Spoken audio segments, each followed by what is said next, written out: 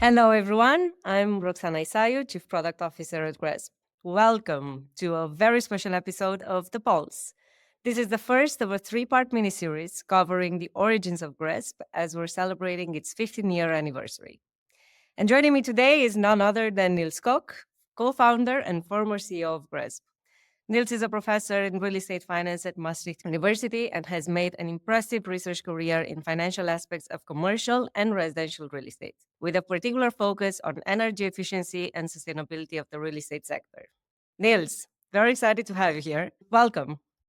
Thank you, Roxana. It's great to be here. Yeah, it feels like going back many years. Fantastic. Probably something that our listeners don't really care about, but Nils is also the person that hired me at GRESB.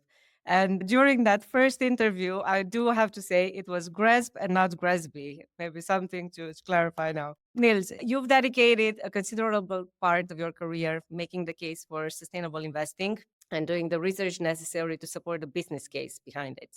Can you talk a bit about the fundamentals that motivated the initial setup of GRESB, but also about some of the most recent research that supports the case for sustainable investing?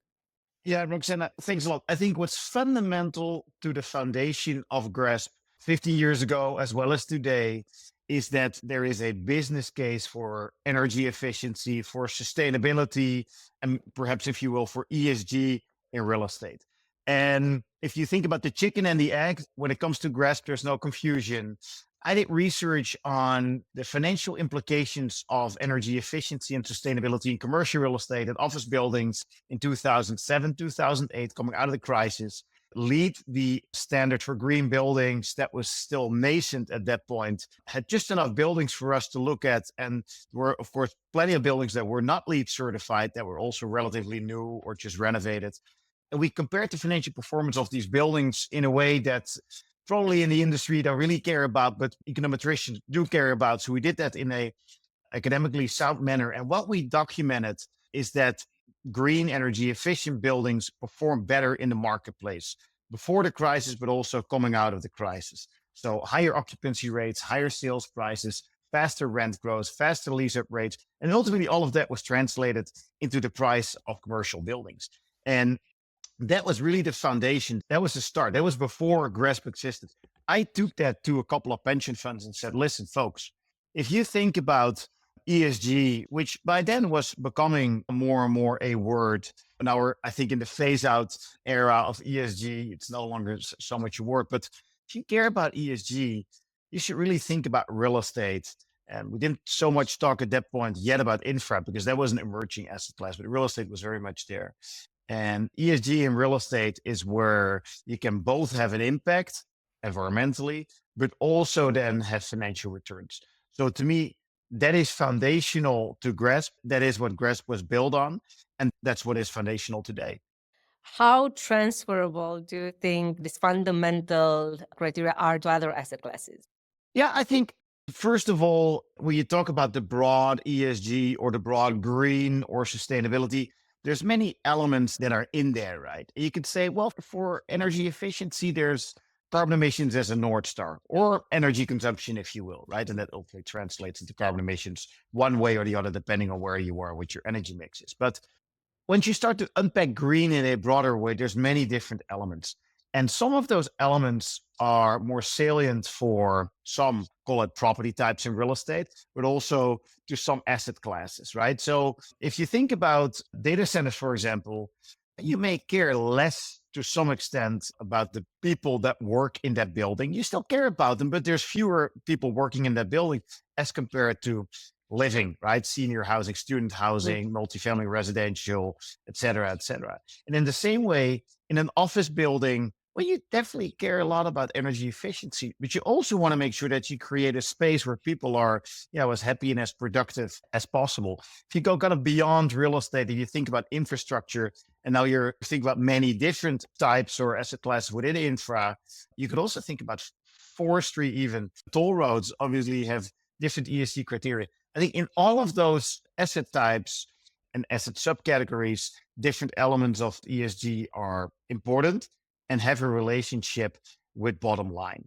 And bottom line can be related to risk. So you want to have that license to operate. You want to make sure that you comply with regulation. And sometimes it even helps to go beyond regulation because you get the city planners and those that give you the permit, you get them to act a bit more quickly or more favorably. So it's not just meeting kind of the minimum threshold. Yeah. So the risk management, but there's also obviously optimizing performance. And I think reputation is also very important in the real estate business where people are attracted to places. They're attracted to places that are nice and pleasant to be at with a good reputation. I mean, if you look at a Google review, that's why you go to a place. So this is where we talk about value creation beyond risk management. And ultimately, that's the differentiating factor that investors are also after and are looking to quantify and are hunting for. So going back to real estate, what does building performance beyond energy efficiency mean? Like, how can we think of it in a more holistic way? And perhaps here we can talk a bit about some of the social aspects that are not as quantifiable at the moment, which is very similar to what we were talking about 15 years ago when energy efficiency was not as quantifiable. Yeah, I sometimes say that the whole energy efficiency or carbon emission problem has been solved.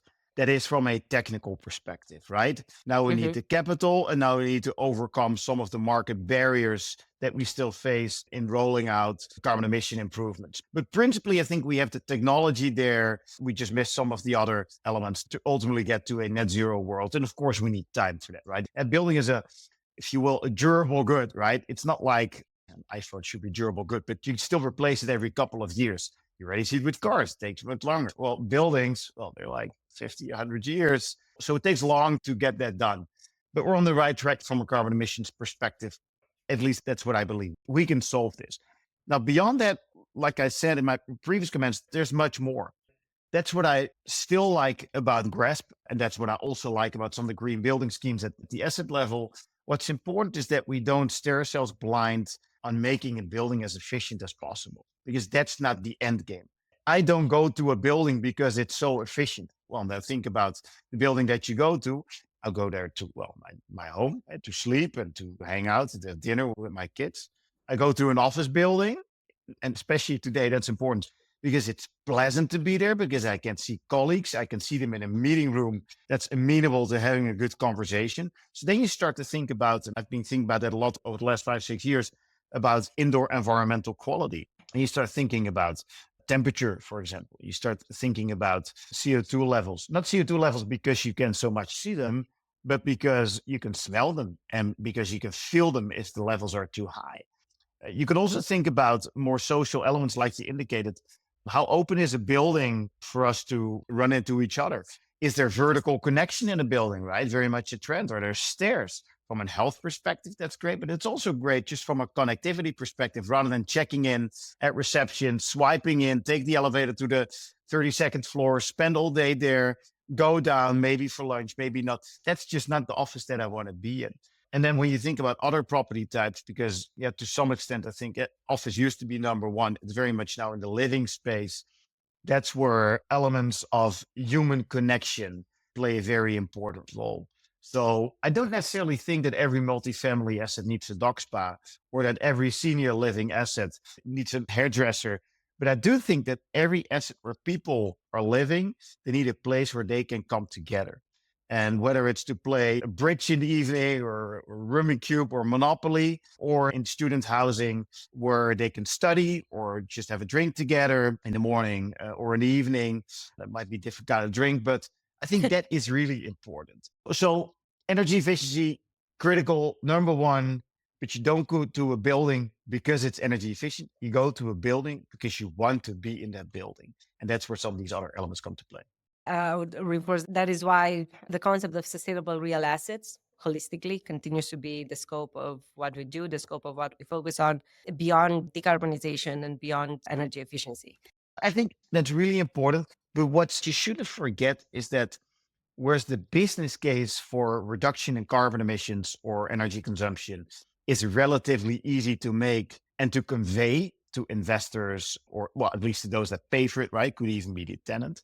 The business case for some of the other elements, and not even for water efficiency, yeah, you can still measure water, but when it gets to health, so elements that you put in the building Mhm. such that you stimulate in a passive way that people, for example, take the stairs or improving air quality, the business case there is still less clear. Now, that's not a reason for inaction, but it is something that we need to be mindful of, that we got to continue the quest, if you will, to draw these relationships between buildings that have these attributes or elements and financial performance. And that will help ultimately the stewards of capital, whether it's investors, whether it's pension funds, insurance companies, to more easily allocate capital to that.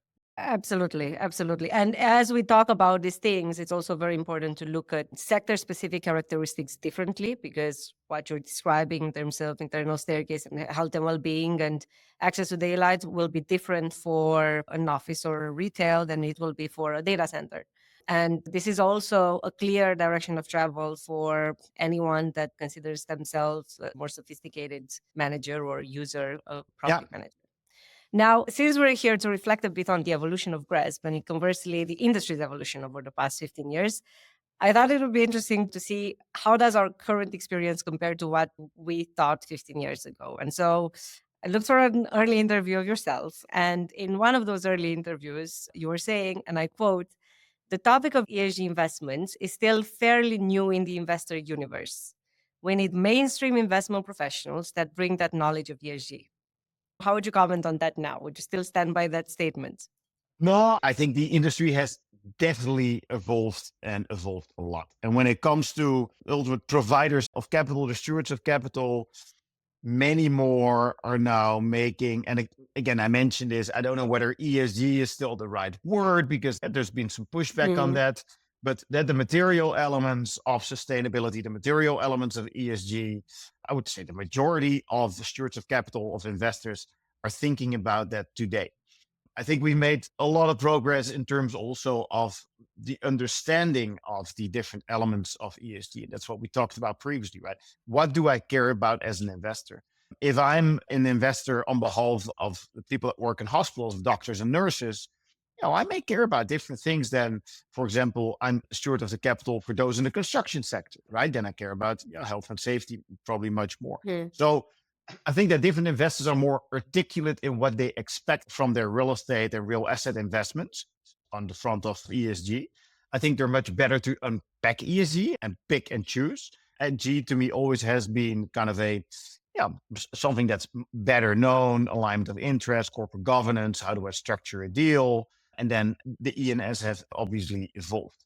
Now, do I think that we're there yet? No, not at all. I think there's still many investors that don't fully understand the risk return implications of considering elements of ESG into their real asset investment decisions. I think there's still investors that at diligence don't look at this critically enough. And even during the holding period, don't evaluate this often enough. When you say often enough, what does that mean? Well, I think that at every point in the investment life cycle, ESG or sustainability or green or energy efficiency should be an element, right? And if you start all the way at the development, it starts there. Typically, you start at acquisition of a standing asset, and then there's management of it. There's developing the business plan. Well, basically, what am I doing to further improve the building to make sure that it not just stays on track to get to net zero, but hopefully that it gets there a little sooner. And then even at disposition, where disposition might partially be driven by the fact that an asset is in a location that I no longer believe in, or it might just be that the capex that are required for this building to comply with future regulation is just too high. So I just decide to sell it and I'll let the next one take it. I think that's perfectly okay. So ESG is not just to tick the box at the moment of acquisition or at the moment of selecting a manager. It's something that you gotta be able to address on a more regular basis. Also because ESG is evolving. So it's got to say climate risk is one where 50 years ago, well, we didn't really do climate risk evaluations on assets. Well, today it's something that an investor should do. Is that a lot of work? Well, generally it's okay. You just do your scan and nothing shows up fine. A couple of years later, you do it again. But it's something that, quite frankly, we didn't have in the first GRESB assessment. And there's other elements that were just not there or that were just much less important than they are today. And that's another reason why, whereas investors may say, oh, I'm on top of the game, all my managers are reporting to GRESB. I think that it's not enough. You got to kind of go in, you got to go beyond the stars, you got to go beyond the score and say, where does this manager or this asset continue to lead? hey, and where may it potentially lag? Or if I want to be in a leadership position, where can we do more to make sure that we continue to be outperforming my peers? It's interesting. You touched on a few levels of information there, talked about the investors, the fund manager, and then the assets, of course. And I think what we were observing at least 15 years ago, at least in the context of GRESB, is that that dialogue and the communication was in between the investor and the manager at that higher level, and investors were letting managers do their thing at the property level, at the building level. And those barriers have started to break and are breaking more and more. And we see the requests for more granular information coming from the investor all the way to the asset. So I don't know if you have any comments on Well, that or thoughts. well, it's also the result, I think, of the development of the real asset investment industry, right? Any industry in the private asset business that starts out, it's quite challenging for investors to get their hands on assets, right? So you'll have many more fund structures, open end, et cetera, closed end. Now that still exists in real estate today. Let there be no question about that. But at the same time, we see many investors also liking to be much more closer to the asset. So working more in JV structures, maybe in co-investment deals, even REITs that will have co-investments on the side. So in that sense, investors are more into the assets today, especially the larger investors than they were 10, 15 years ago, where they would take a more hands-off approach and say, oh, we'll allocate to Odyssey and that's it. I think that's still a great strategy. I think it's still a great strategy to invest in REITs. But at the same time, as an investor, I do want to understand more about the 300 shopping centers that Simon owns, right? I do want to understand more about the assets that are owned by Vornado or by Boston Property. Interestingly enough, you mentioned three listed companies, so which comes with a different set of challenges. It does, but whereas previously I would just buy shares in Boston Properties and say, okay, let Owen and team run their business in the way that they do so well. Today, I really want to understand where the assets of that listed firm is. I think on the private side, with larger funds, that's obviously challenging with 20 billion plus funds of, let's say, a Blackstone, but that's probably what you sign up for. But even with the Odyssey funds and then with some of the smaller, what is small, right? $1 billion plus funds. And now as an investor, just want to understand where my assets are. I probably don't have a say in the business plan, but I just want to stay more on top. And that's where I agree with you. Investors do probably want to know more about where does this asset sit, also from an energy efficiency and broader sustainability perspective. Right. Now we link to 15 years ago, back to the present time. And to wrap up, what do you think or what do you hope to see happening over the next 15 years in the world of GRESB, in the world of ESG, in the world of institutional investment in ESG? 15 years is great because in 15 years, you can really see change, right? We always overestimate the impact of anything, of technology, of a benchmark in the short run. So, the world's going to be different. But we underestimate the ultimate impact in the longer run. Now, what's the long run? In the long run, we're all dead. But I think 15 years is pretty long. And I think in 15 years, we've seen great progress. So, over the next 15 years, we probably overestimate what's going to happen next year or the year after. But I do think when we look out at 2040, I would hope that we have an industry where zero net carbon, where we're much closer to that for a much larger chunk of the industry. Buildings are long lived, but hey, in 50 years, we're going to have quite some new construction and refurbishment of existing buildings. So I really hope that we can then say, hey, look at these buildings, they're old. But also that we don't just focus on net zero, but that we talk about a broader definition of sustainability. And we got to define what that is, right? So we can't just say, oh, yeah, ESG generally is great. Okay, we got net zero. Then we have a number of social KPIs or health KPIs or community KPIs where we see meaningful progress and that we can take the community and the investment community with us. And that just takes a long time. It took a long time for investors to say to their managers or operators, do you report to GRESB? Yes. Okay. Congratulations. But everybody does that. So let's see what exactly you does. Hey, I'm looking at indicator, new construction 5.1. Oh, why don't you do that? That's what most of the industry does. So at that level of sophistication, if we can keep on moving into that direction with data that's ever more granular, and I know that's a lot of work and I know it's hard, but that's where I think technology can be a great help to ultimately get data out of the buildings into the hands of the investors, both from a financial and non-financial perspective. And we're on that trajectory. And looking out to 2040, I'm a big believer that we'll get that more granular data, that it is actionable, and it will lead ultimately to more buildings being net zero, and for us to have insight into other ESG KPIs that are important for the industry, but also for the people that work in buildings. Famous last words. Thank you so much. We'll continue doing our part in it, and I'm excited for the next 15 years. Yeah, great. Thank you for joining, and thank you for our listeners for tuning in.